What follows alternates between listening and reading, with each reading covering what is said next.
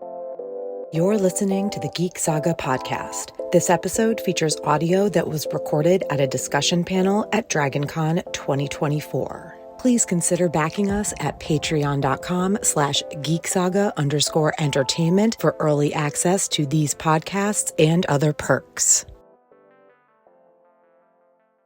Welcome to the Sci-Fi Literature Tracks fan discussion of the Red Rising series by Pierce Brown. If you have time to rate us on the app after the panel, if you have anything fresh in your mind, if you liked it, if you have any constructive criticism, we always want to know that so we can make everything better for next year. And I will go ahead and flip it over to our panelists and let them introduce each of themselves. What I'm doing over here. I am Monday at DragonCon. Hello, I am Marisa Wolf. I'm a science fiction and fantasy author. I will tell you, I had to reread the wiki summary of the books this morning because I read them. I'm all caught up, but they're all in storage, so I couldn't flip through them leading up to the con. And I was just sitting in the food court going, oh, damn. Oh, yeah. Oh, I forgot. Oh, my God. So I'm very excited to talk about this. I think one scene in particular really, all of your memory. It all crashes back. Yes. By the way, full-blown spoilers, I believe. Yeah. Are we going? Oh, well, yeah. Yeah? All right. Yeah. If you're here on a Monday, I'm assuming you're committed to this. This isn't the casual. Yeah. Yes. I'm Tara. You can find me online at a Geek Saga. I can't see out of my left eye right now, so at some point my husband's going to show up and bring me some contact solution. And for those of you who have people touching their eyeball issues, I will turn my back and just pretend you don't see what you're seeing. But I'm a podcaster and a writer, et cetera, and one of my podcasts, the Sagas and Sass podcast, covered Red Rising for I think 18 months or so. It was way more episodes than any other book series we've ever covered. So, awesome. My name's Marcie. I have, since reading Red Rising, I've made it my entire personality, and that's really all that's relevant. I'm Chelsea. I'm just a volunteer with the Sci-Fi Lit Track, and I'm moderating the panel for the first time. So I'm just going to start off with an easy question, and it was to all the panelists, what was your first experience of Red Rising? Why did you continue the series? What really drew you in? What did you love about it? I saw the cover, and I was doing, that thing where you buy all the books and don't necessarily read them because those are two different hobbies. But I opened it and I read the first paragraph, and then suddenly I was halfway through. Once I got home, I was I'll just see where I'll put this in the TBR list. And then I was oh. So I think the 3 were out when I found it, so I was a little late. And then I did not realize that there were new books coming out until there were 2 new books coming out. So, it's fine that the Red God isn't out. It's fine. It's been years now. It's fine. But yeah, that was accidental meeting in the bookstore. If you're not a Patrick Rothfuss or George R. R. Martin. Yeah. There's been worse. Yes, yeah. So I picked up a free copy at C2E2 right before. Oh, here's my contact solution. Yay! Right before. Everybody, round of applause for Dean. Yay! Thank you, baby. Right before Morningstar came out. It was a few months before I read it. So Morningstar had come out before I actually started reading the first book. But yeah, I started reading it on a plane, I think. And the reason why I'm continuing on with this story is because I started reading Red Rising on a plane. I was I'm not, it's good, but it's a little slow to start, just a little bit. And I can't remember at what point I got to where I was just totally freaking hooked, and I was in Chicago for vacation essentially, and I ended up spending an entire day in my hotel room just reading, literally an entire day. And and then I forgot I didn't have Golden Sun yet. I had not bought Golden Sun yet, so I walked 4 miles round trip to the nearest bookstore that had a copy and bought Golden Sun while I was on my vacation. I like grimdark fantasy. People kept insisting I check out Red Rising. I saw the word space opera, and I was absolutely not. I didn't know what that was. Now that I do, I'm clearly not, taking issue with it, but I was very turned off by the space opera thing. But then I started it, and I was what in the Hunger Games is this? I did not love the first book. I was super annoyed with Cassius, and I was just I don't want to deal with that guy. Surprise. But as time went on, I decided to give the second book a shot, and I think we can all agree that it gets better with each book. Yeah. So yeah, that consumed me. All the books were out except for Lightbringer, and by the time I caught up, it was just a couple of months before Lightbringer came out. Nice. So I've been lucky in that, where I haven't really had to wait, but now I've got questions. I've got to wait. So. What was it that annoyed you about Cassius? Was it the chin? Like, or was the what chin, did you think The was curls, going the to happen? golden Like, coils. You're mad at me because it was me or the other guy, and I didn't want to die. Right. Like, You did the same I thing, get dude. that you don't like who I had to Yeah. take out, but like logic, you know? Yeah. I'm not just gonna lay down and die for a stranger. Right. So the fact that he was so hung up on that, like, Cassius, this is how it works, okay? We just gotta go with it. Yeah, it's not like this was a surprise. Right, Like yeah. his family knew what they were sending them into. It's ridiculous. Yeah. Well, and then he also knew Darrow, so it was like they became buddies. Yeah. And then you find out this information, and all the teamwork and the brotherhood that you formed with Darrow is now out the window because he did what he had to do to survive. Who's everybody's favorite character or your favorite book? Several. Oh, it's okay. I was saying she should do a several cosplay right now with the Yeah. one eye. Like, yeah. Listen, I'm even wearing my Goblin Vibes t-shirt, which is like a very Monday at Dragon Con, but also this is very specifically for Severo. I mean, I'll add Victra then. Yes, I I have a love cat named Victra, Yeah, and nice. a cat named Several, and a cat named Darrow, Like, we stand a power and a cat couple. named Volga. Yeah. That's amazing. How many? It is your whole personality, and I love it. Six cats. We hyperfixate. I love it. I love it. I loved Severo. I think that was one of the moments in the book, the first book, that I was like, oh shit, when the Howlers show up, and that never goes away. Anytime they show up, I'm like, oh, yes. But I Operation love Dead Victra. Horses. Yeah. Yeah. I hated Victra, and then I loved Victra. So here we are. You hated Victra? I didn't hate her, but I was like, all right, I get it. You're a little badass. pretentious. But yeah, it was like a I lot. shipped like Victra and Darrow. I was like, Oh, nice. break up with Mustang. Yeah. Victra wants you. But man, obsessed with her. And then, the whole Ulysses thing, I had a lot of feelings. Fair. My poor girl. Yeah. Does anyone have a comment on? We had a question earlier from the audience about who bears responsibility for destroying the ducks of Ganymede. Romulus. I'm kidding. I'm apprehensive to answer that. I mean, I feel like the simple answer is Darrow, but I don't want to answer this question. Are you pleading the fifth? Is that what's happening? Yes, Yeah, I okay. think fifth. Yes, the simple answer is Darrow. Yes, Victra pressed the button, but Victra also would have made that decision on her own, too. Like, if it had been just her, she absolutely would have done it without just being the person who was helping Darrow do it, She would have roundhouse kicked it. But yeah, I mean, The whole thing. are you talking about like a deep-seated responsibility? Like, I don't know if Society? if Octavia hadn't been what she was, then Darrow wouldn't have had to destroy the docks. But I think in the end it just comes down to that Darrow did make that decision, and he has had to live with it, and hopefully he's learned his lessons. See, I think different. I think like in his mind he bears the responsibility for it, but would he have actually pulled that trigger? We'll never know. I think he would have. I think he has proven over and over again that, like, if you give up, I definitely won't blow these nuclear weapons. He's like, you know what? First of all, I don't believe you. And second of all, this has to end somewhere. Like, I believe he has learned over and over again, sometimes you have to make the real awful decision because awful things are happening no matter what. So It boils down to like a lesser of the evils kind of thing. He's damned if he does, damned if he doesn't. Yep. I think he's committed to being damned. Yeah. Like, Never ending, poor guy. Yeah. No, it's interesting. Why don't you think he would have done it?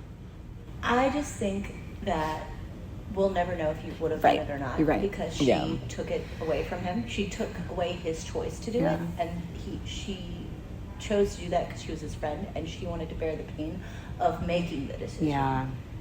And Kind I of take it think off his plate a little bit. take it off his plate, Okay. exactly. I do love him. And I think that one of the really interesting differences between Darrow and Lysander, because obviously they're set up to be kind of like foils to each other, like really similar, but different, is that Darrow always feels very guilty about the things, the bad things that he has to do. And I don't think Lysander feels any guilt for any of the really poor decisions he's made, and that's what makes him truly evil, is that he No conscience. has no conscience, and that he makes an excuse for everything he has to do instead. That's a great point. That's a great point. I love that. And you know, as evidenced by our audience, like F that dude. Yeah. I think we can all agree. Not everyone. No, but I said no. I said someone in our. My podcast series on Red Rising actually did a series, or did like some episodes called Mars Madness, where we bracketed the worst characters in the series, and it was like from the start, you guys. Obviously, we knew who was going to win. Like, you could literally not pit anybody against Lysander and have that other character win. So, Well, it's not just the death. It's what happened after he was dead. To do what he did to his body, and like it's just like another level of disrespect. So unnecessary. And it's just disturbing all the way around. I'm sure some of you have read Stormlight, and people argue if like Moash has a redemption arc or if that's possible. At this point with Lysander, like I don't want a redemption arc. Like, kick rocks, that's it. Like, I wish nothing good for him at this point. There is this really hilarious creator on Instagram. I'm sure she's on TikTok, but I'm old, so I don't know. TV Star Child, I think. She does a villain redemption, a villain PR. And I really want to know if she's read these books, because I want to ask her if she could do it for Lysander, because she will find the best way to like say like, I mean, sure, these things happen, but look at the society they're in. And like, I want to say, look at Octavia, look at her choices. So I'm sure there could be. I'm sure there could be a redemption, but I agree. Let him stay awful and just kill him. Who do we want to be the one to take Lysander out? I mean, I think it's gonna be Darrow. Or well, actually, no. Pierce Brown is actually very good at like throwing like a foil into situations. I mean, honestly, going back to the Dox Academy, like Victra pressed that button for him, and Lysander has wronged a lot of people. Like Lyria is really pissed at him right now. That's my vote for who I want to take him out. The little eaglet. Well, but and Volga is essentially Lyria's champion. I think unless Lyria does some like backdoor stuff. Yeah. Wow, that's what she said. Unless, sorry guys, but if you read these books, like I feel as long as I don't swear, we're good, right? Lyria could possibly, come in as like some sort of assassin or whatever, but since she had the little parasite removed, Volga is essentially her champion, so it could be Volga on behalf of Lyria. I don't think it's going to be Volga. I think somehow Lyria is going to figure out how to do it, or it's got to be Darrow. But also, like, I really want Darrow to just walk up and like pop him in the head with one of the guns, because that's what Lysander's like, I don't want to fight you, I'm just going to shoot you instead. Like he did it to Alexander, he did it to Cassius, he's a coward.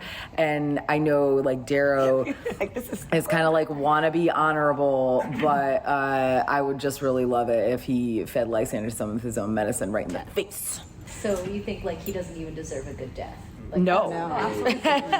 No. Long, drawn out one. I want Darrow to take out, I can never remember his name, the Abomination. The Jackal? Yeah. What is it? Adrius. Abominadrius. Yeah, someone like did a mashup. I can't remember how Adrius 2.0 or whatever. I don't know what they Yeah. call him. I think that he's the one giving Mustang intel, but I digress. I want Darrow to take him out, and I want Lyria to take out Lysander. And Atlantia or whatever. I don't even want to speak her name.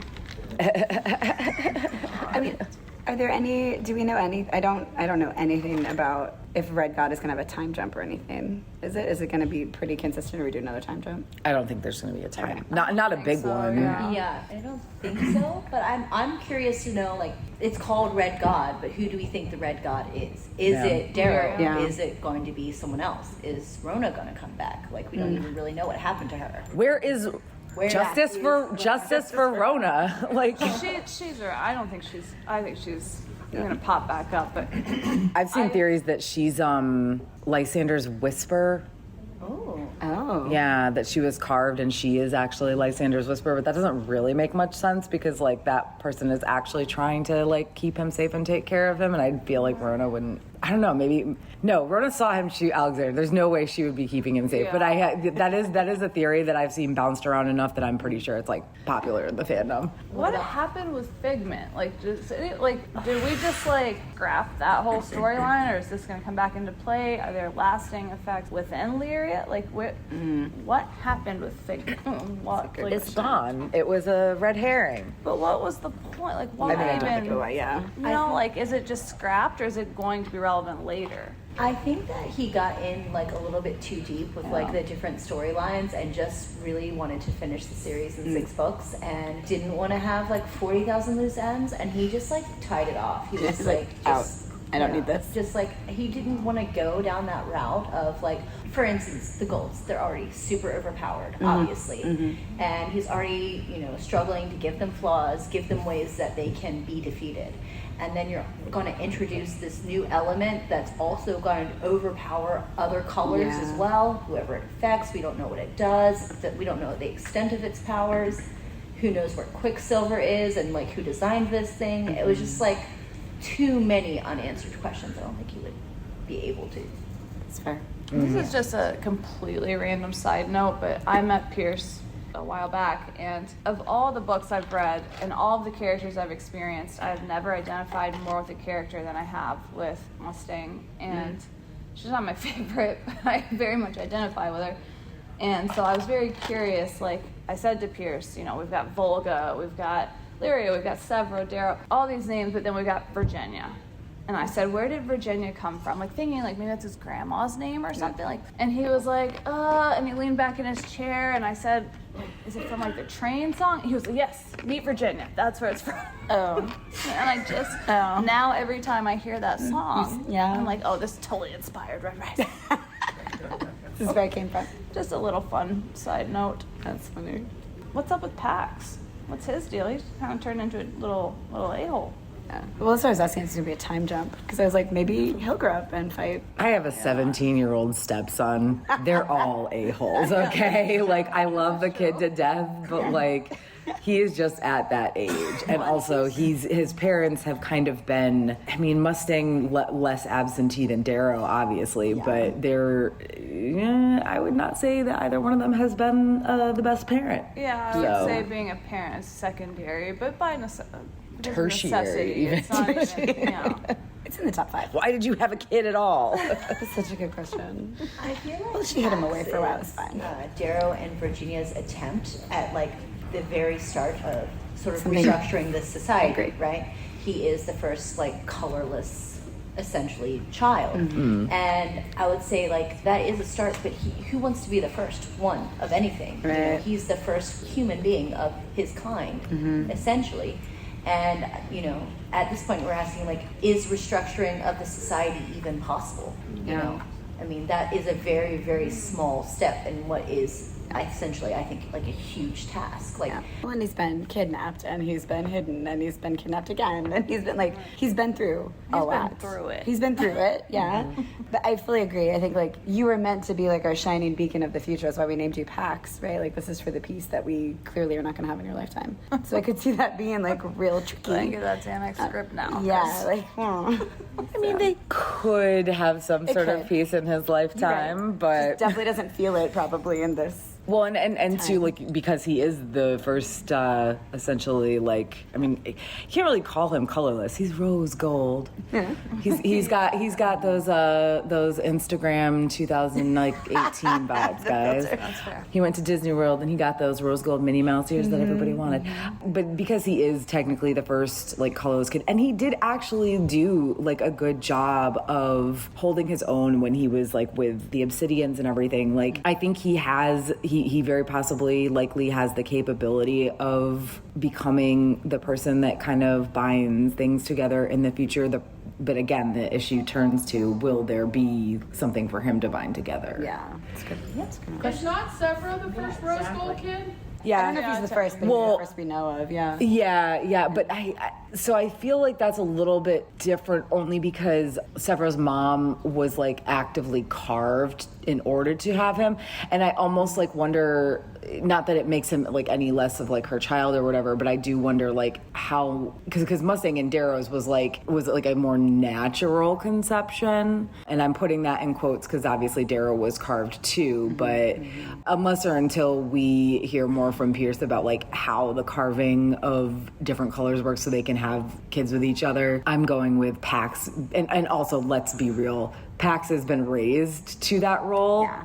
For several, it's not. Whereas like Fitchner kind of didn't do the thing. And also listen, I love Severus so much, but he is not a binder together of peoples. I mean, he could, but they would be dead.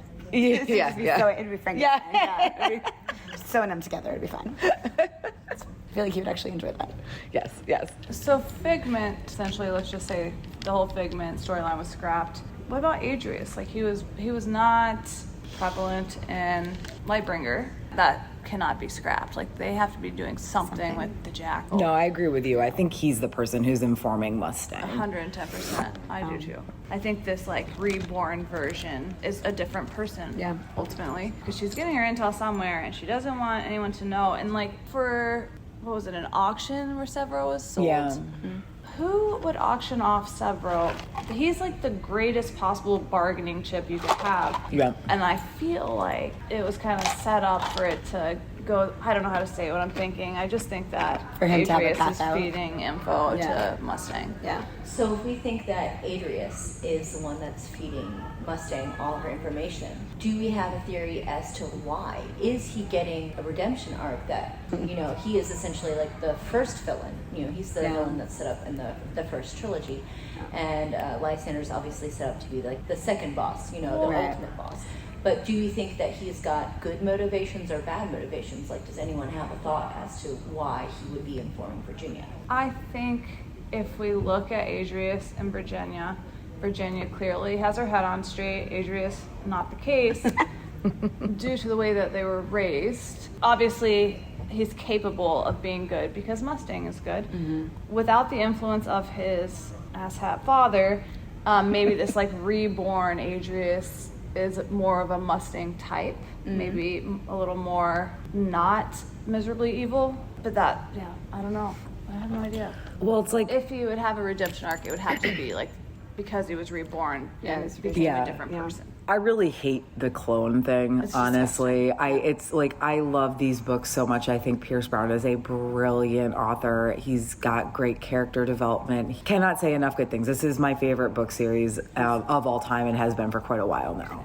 But all of that said, the clone thing pisses me off. I think it's a weird freaking storyline, and I'm trying to trust that Pierce has like some sort of payoff in mind. But also, like, have you guys ever read like any of the articles about people who clone their dogs? Yep.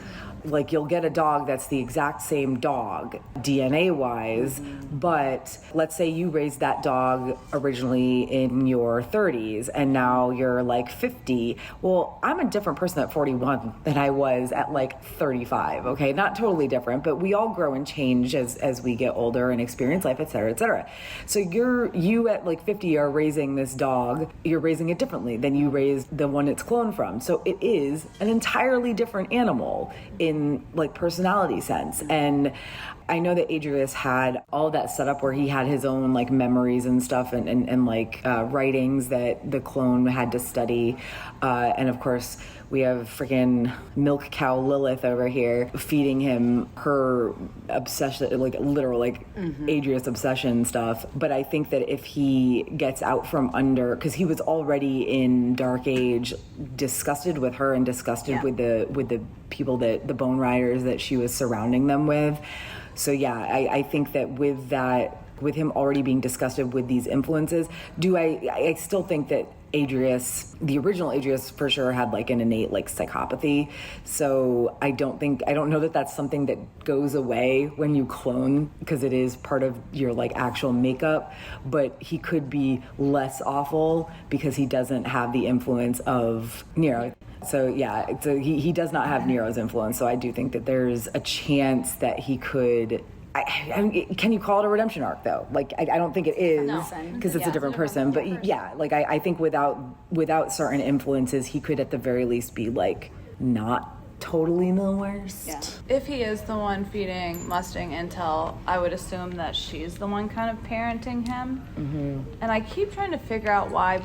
This is going to sound ridiculous, but Pax seems so angsty towards Mustang, and I had a hard time like navigating that. Like, why are you so angsty? But I guess, you know, when your mom puts her duties as sovereign before you, that could be hurtful. But he just seems very angry with her, and that makes me very nervous for what he's going to do.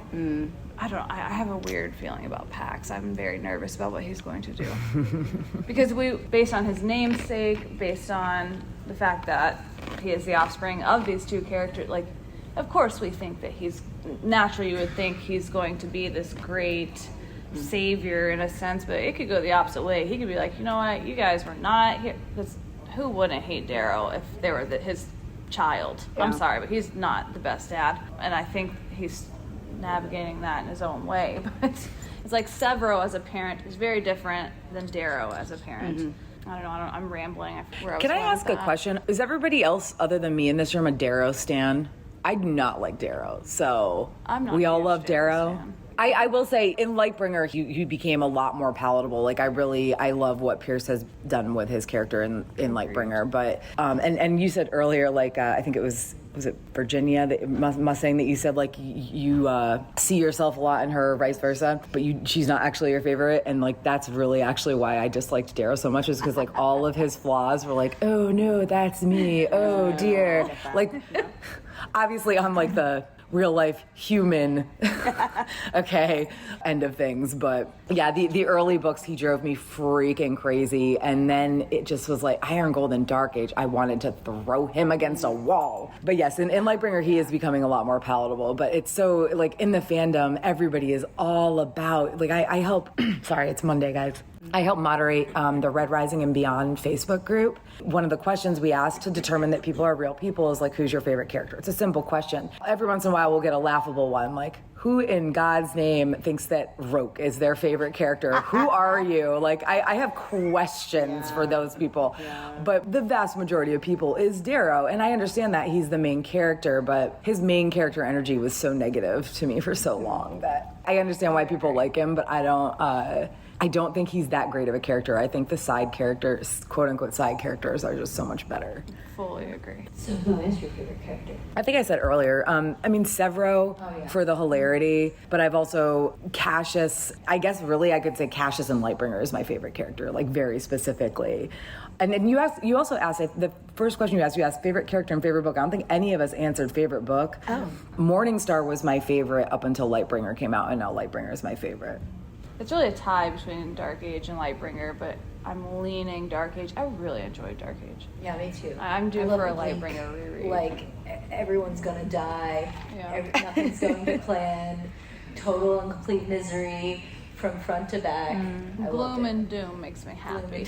It's Empire Strikes Back, and like, listen, I recognize everybody thinks Empire Strikes Back is the best Star Wars movie, and cinematically, for sure. Yeah. But man, no, give me Return of the Jedi any day, okay? Like, real life is bleak enough. Yes. Yeah, I definitely went through a grimdark phase, but I am over it because the world. Mm-hmm. Which doesn't mean I don't love that beat in a book series, right? Like, there was, like, the trilogy and then the I mean, I know it was always planned, but, like, the time break, and then it came back and it was like, and this is terrible, and this is terrible, and this is terrible, and I was like, okay, series isn't over, I'm in. So that can't be my favorite, but I do love it, and it was really well done, and it's super realistic because you can't just break society and it's going to be, like, puppies and rainbows all the time. Yeah. But I would say it's probably still Morningstar for me for that reason. Like, there's still hope there. We haven't been stabbed in the heart a million times. And I'm hoping there is some kind of end where it's like, this is still a mess, but like, there's a path forward where everybody isn't miserable all the time. I respect grimdark readers. I just can't do it. I can't do it anymore.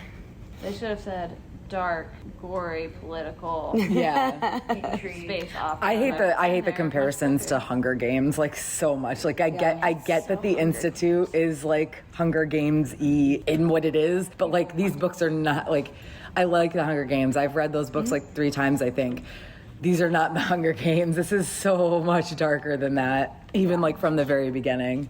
And the politics make a little bit more sense. Yeah. Like, yeah. I also really like the Hunger Games, but it was very much like, oh, we killed Coin, we killed Snow, and everybody's happy. I'm like, no. Yeah. I don't think so. But this one, it's like, and then this is going to go wrong, and then this you think is going well, and no. And I find that really well done. Yeah. Especially given how young he was when he started the series. Like, that is bonkers to me. I know. I was going to ask this gentleman earlier, raised his hand when he said he doesn't think we should murder Lysander. Yeah. And I'm just like super curious. Yeah, make us the Lysander case. Yeah. Can you just Yes. why we're not going to murder They're him? apologists. I think if you look at Lysander, how he's written, his backstory, take out Cassius. We all loved him, but take him out and look at Lysander. And as he rises up, he's not doing anything inherently evil. To talk about Cassius when he killed him, well, Cassius also put the razor out there, and it says, inches for his heart. So Cassius has every intention to kill Lysander. Lysander's having to shoot him. With Alexander, he said, hey, I just have to shoot this guy. I have to get out of here to do these things. So if we look at Lysander for how he is as a person, take out the other characters and just read it for that, he's not really doing anything wrong. And to an extent, Darrow and the whole Rise Society, well, that was terrorism. Sure. And then Lysander watched Octavia get killed in front of him. He's not really bad. At least when he destroyed the Garter, he gave Diomedes a chance. He says, hey, give us the most wanted person in society, and I'll leave you alone. Diomedes says no. Okay, now the room's going to suffer. So I do like all the other characters. Lysander to me just hasn't really done anything inherently wrong. Okay. He's not going against From his Have you point. read Lightbringer? And I'm not talking about just Cassius. I'm talking about The end. like the Cassius thing is a personally offensive situation to me, but he did burn like the vast majority of the Garter, and he's sending an entire planetary system into famine just to further his own goals. Like an entire planetary system. Darrow killed millions of people. Innocent for no. At least like there was. I don't like Darrow all that much either. For me, like, No, it's like defiling his yeah, body. they Like, really are. if I'm Lysander and I have to kill Cassius, fine. If I have to do that, I have to do that. But to then like defile him and his body and just all of that, like that is, I don't even like thinking about it. It's just disturbing to me that he took it to that level when Cassius raised him, taught him everything he knew. Like this was essentially his only family member. So to then take him out and then do what he did, like it feels icky to me. And I just, ugh. And what would we say about like the weapon? It's called the Aidme, yeah. however you This pronounce one it, he's got sorry. at the end. Yeah. But I feel like obviously Lysander's going for that. He wants to wipe out billions of people. He wants to spread the virus. You know, he's got several color choices, and that is his attempt, I think, to restructure the society, right? To start from scratch, like they did with the Obsidians, just wipe them all out and have a do-over. And like, how do you even compare that style of restructuring the society and his goals with Darrow's? Darrow's got the opposite approach, where his approach is to bring new and different life into society, and Lysander's approach is to completely wipe out huge swaths of society. And so I think that, you know, ultimately, like, you can look at their motivations and see like who has the actual like morality and the drive and the It's like Darrow is more or less fighting for kind of an egalitarian, whereas Lysander still wants there to be this caste system of, you know, these people are better than these people, and that is a whole other thing, that he does believe that golds are better than everyone else. And whereas Darrow is like, hey, this is debatable. I've seen golds be terrible people, and I've seen reds be hardworking, loving family people. Lysander very much thinks that, you know, the reds are the bottom of the totem pole, the golds are the top. It's very much like the slave owners from like pre-Civil War who they thought like, oh, well, our slaves, like they can't take care of themselves, so we have to take care of them. Yeah, that's the part of Lysander. Like I was a history major and did a lot of pre-Civil War, like South studies and like anti-slavery studies. And yeah, that's the part of Lysander that just really eats at me. He does, like you said, he does think golds are better, and he thinks that they have to take care of everybody. And it's like, yes, there was like a whole section of people in the United States who felt that way too, guys. I have a question though. Who thinks Lysander's actually going to use Idme? See, that's the thing. And if so, what color? Does anybody think it's going to be a color other than red or gold, or can we just agree that it's going to be one of those? I think there's an argument to be made that he could use it on like one of the more administrative, like the greens who pilot the ship, fully the disrupt. blues who pilot the ships, and the Yeah. greens who do like the more packing stuff to like take down their infrastructure. Yeah. Oh, yeah, for sure. I did want to say something, though, on the Lysander Darrow thing, because you were saying earlier about how Darrow maybe would have blown the docks anyway. I think he would have blown the docks anyway. He is an ends justifies the means when it comes down to it. And I think one of the many things Pierce Brown does really well is set up these foil characters of, like, there but for the grace of God, like, go this character, right? Right? Like, you've got Severo and Rogue. You've got, like, here's how these different people who have the same alliances will react to this information. And I feel like in a lot of ways, Darrow and Lysander are being set up that way. Yes, Darrow feels that way, but Darrow was raised a red. He was raised out of that power structure, so he's going to be able to see it a lot more clearly than the literal heir of the sovereign would be able to. And I'm not making excuses for Lysander because I do hate him. So I respect everything you said.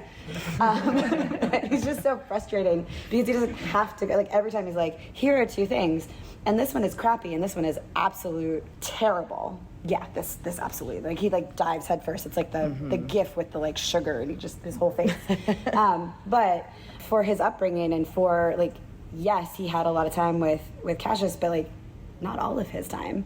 And so I could see him being like, look, this has worked for Darrow. I don't like that society that he's trying to set up. There were savable things about our old society. I think that's wrong, but he believes it strongly, and so similarly, he's saying the ends are going to justify the means. I don't think he'll use the bioweapon, but I do think he'll have it set up. It'll be a last-minute thing, and because it's this series, somebody will use the bioweapon, so we may not actually see him make the decision, but he will get it set up to the point where it's executed on his behalf. You know she would not hesitate. She'd be like, boop. I'm done. I'm sorry. Do you want tea? Like, let's go. And I think that is a thing about. She'd let her snake press the button for her. She would. I've been training him for this moment. You're welcome. It's part of like the nature versus nurture debate. Yeah. It's like, the society created all these colors, and it's basically like categorizing people like, oh, we know what's in your nature because we are going to create your nature. And, because we have complete control over that, your nurture is only going to be like minimally effective, right? And you have the Obsidians, they indoctrinate them in the religion, and they have the Reds, and they give them these very short lives where like family becomes like their only source of happiness. So it keeps them in minds, et cetera, et cetera. And I think that I lost my train of thought. Welcome to my world. Monday at Dragon Con. Yeah. I think somebody else maybe had, because that was a great question too, about like who do we think the bioweapon will be turned on. What group is it that is the most problematic? Because, as I said, they already destroyed the Obsidians before, but it's in the Obsidian's nature to be warlike, to be. But who would hurt Darrow the most? Do you think he would want, like, his ultimate goal would be to hurt Darrow or to further himself politically? I think in order to further himself politically, he has to get rid of his number one threat, which is Darrow. Yeah.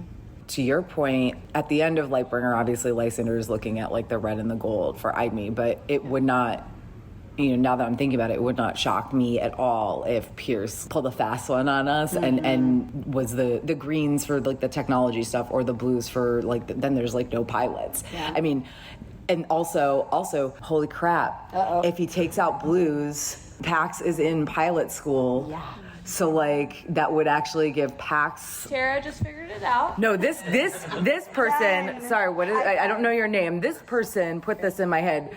Was that were you trying to lead me there like a horse to water over here? Like. The whole time.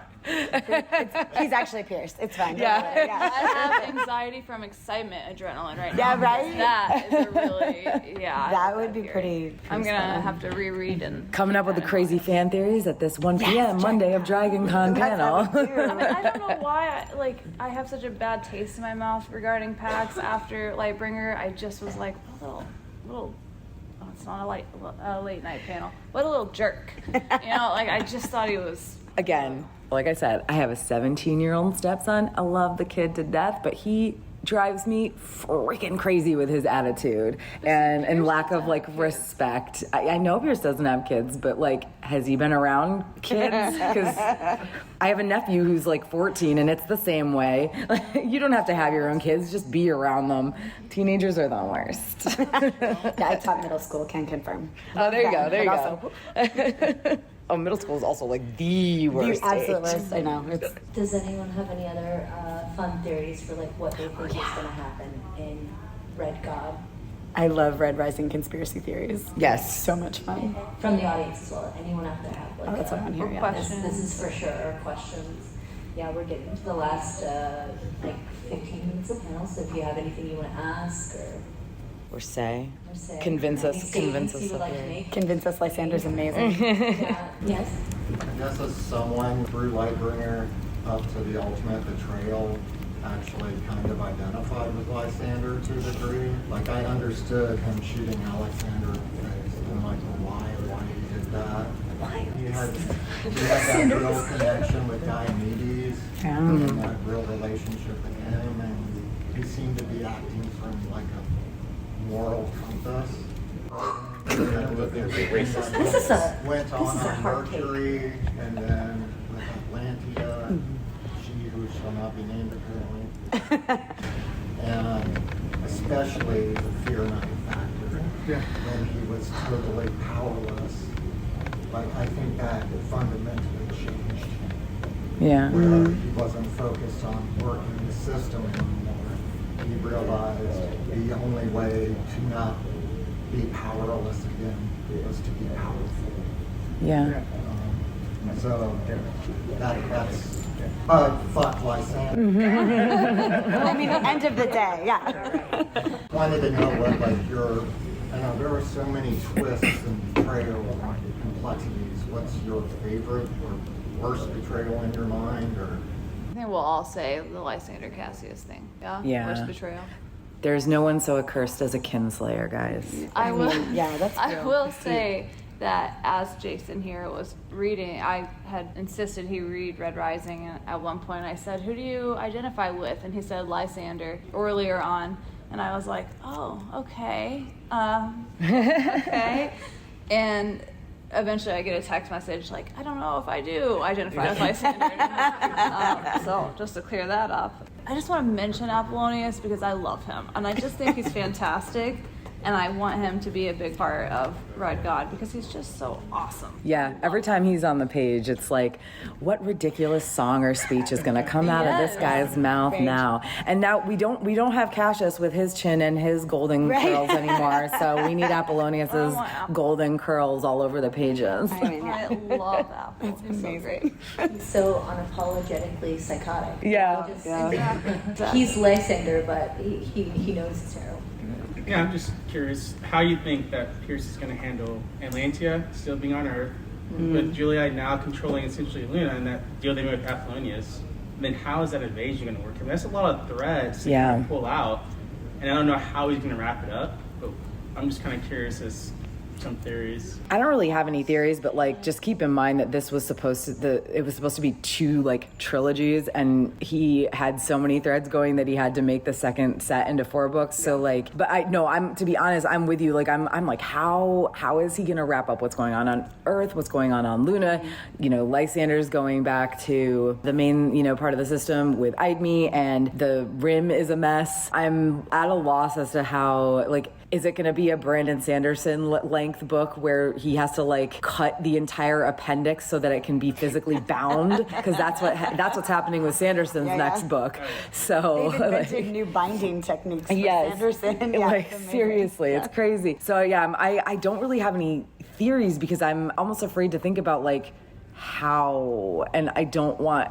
I feel like if I think about it too much, I might manifest that like, oh, now it has to be like 2 more books. And while I am all here for like more Red Rising content, and I'm not, crap talking Pierce's speed of writing or anything by any means. He's put out way more books in X number of years than a lot of people. But I don't want to be 50 and this series still not be finished, you guys. Like, Agreed. I think I have more questions than I do theories. Yeah. We were talking about this a little bit right before, but a couple months ago, Pierce had put on his Instagram that he was like, bad news, I'm not done writing Red God. Good news, I wrote an execution scene today. Which obviously he's not going to tell us who. He's good at this. I want to know, who do you think is getting executed and by who? Let me throw in a quick side note while you guys are thinking on this.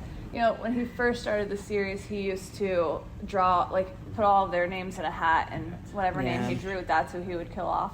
Thank God. He doesn't do that anymore, thankfully. Oh, he lost the hat. He lost the He hat. lost the hat. The hat. Yeah, he lost the hat. Well, I'm glad to hell with that hat. So now his deaths are very intentional. Yet again, I'm a terrible panelist. I don't have a theory. But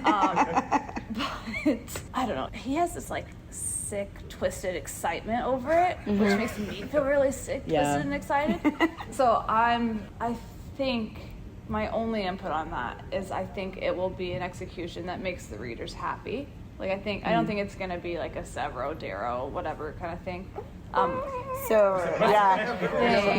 actually. But I'm apprehensive to say that. That to be part. fair. Yeah, right? You're like, have I jinxed it? Right. Because he said execution scene, right? He didn't say an execution. Exactly. That is true. So that made me think, when you said it, I was like, it's Mustang. It's 100% Mustang. Doesn't mean she'll be murdered, right? He did not say execution. That's true. So he's set us up with that more than a few. I will never forget Severo effing hanging himself. There are things he is real good at setting up. I guess that technically could be an execution scene too. Right, that's what I'm saying. Yeah, and who knows? Because at that point I was like, this is it. And then he got cut out, and I was like, okay, this is not it. But I could see him going that way. I don't know what the hat did. I'm just gonna bring everybody back a little bit. And who do you miss? I miss Ragnar and Aja. Yeah. She was so bad. I miss her. She was badass. Yeah. And I hate that he got killed. I was Yeah. so sad he got killed. Who you miss? I will just say super quickly, because Ragnar, yes, when I was reading over the page, I had blocked out. He was dead, fully blocked out. And I was reading the wiki, and I was like, oh, and I was sad all over again. I've read these books 7 or 8 times, I think, and I still actually cry at Ragnar's death scene. Hate it. Fitchner. I loved Fitchner. Nice. I really miss Ephraim. He was Yes, Pierce Great writes answer. an apology about Ephraim. Ephraim. Yeah. He had the best death. It was very worthy. It was.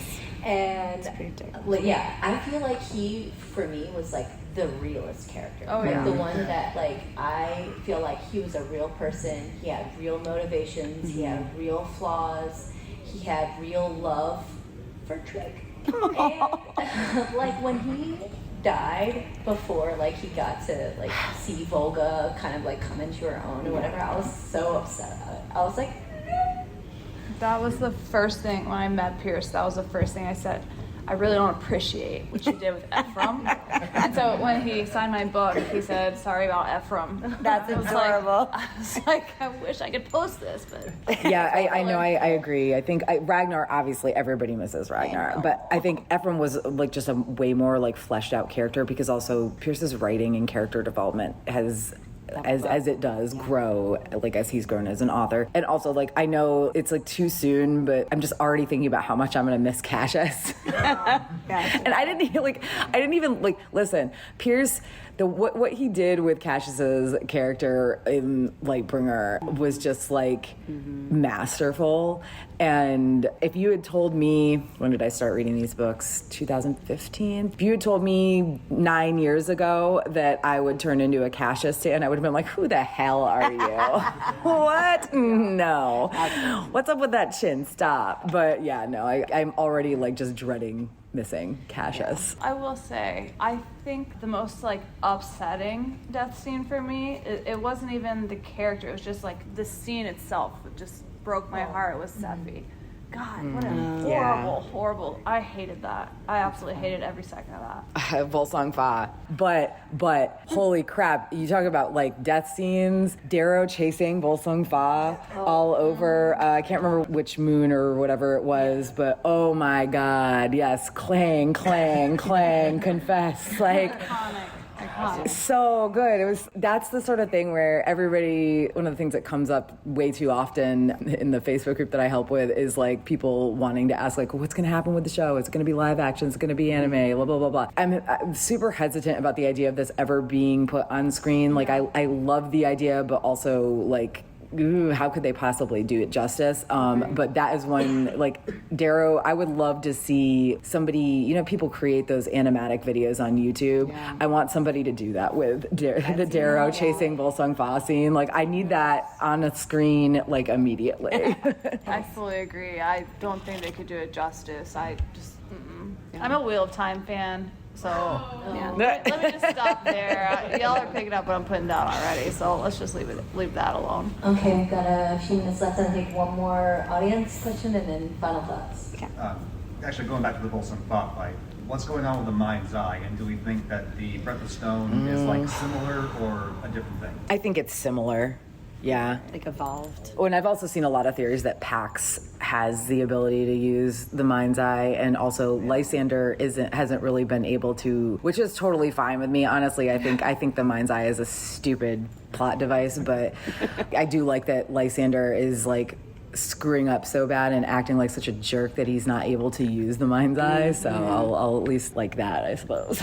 To me, the Mind's Eye was more like a mental, like a hyper-focusing tool. Yeah. And the Breath of Stone was more like a fighting style that incorporated maybe like a hyper, like that as a tool in part of its choreography, whatever. Yeah. I don't know what do you call it, but like that kind of mindset incorporated into his fighting style where he felt like that was like essentially his zone. Because I feel like, what was the fighting style that he learned from Lauren was the Willow Way. And I feel like the Willow Way, he got so great at it, but it never felt like his own. And so he could never fully fulfill like his absolute potential with the Willow Way. He needed to create the Breath of Stone for himself.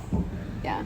That's a great way to say it. Yeah. I mean, I think you're right. I think that what the Mind's Eye is part of what Breath of Stone is. But I mean, Breath of Stone, like it sounds like a punse or like a kata, but Darrow's like own version of it. And those do require like a lot of concentration. All right, any final thoughts? Done? Okay, I'm going to re-mention our charity bucket over here for DragonCon, and to please rate us on the app so that we can continue giving you guys great content year after year. The Sci-Fi Literature. Yes. Yeah. Everybody, like seriously, please rate this panel 5 stars so we can get another Red Rising panel next year. We were both like trying to make it happen, and we got lucky. Granted, it's a Monday. Yes, thank you so much for giving us a chance. Before we leave, if you guys wouldn't mind, just like a very quick vote. I'm interested to know, because I've had this conversation endless times, usually in a bar late at night, so it gets heated. If you had to choose between Victra and Virginia, who do you prefer? Can I get hands up for Victra first?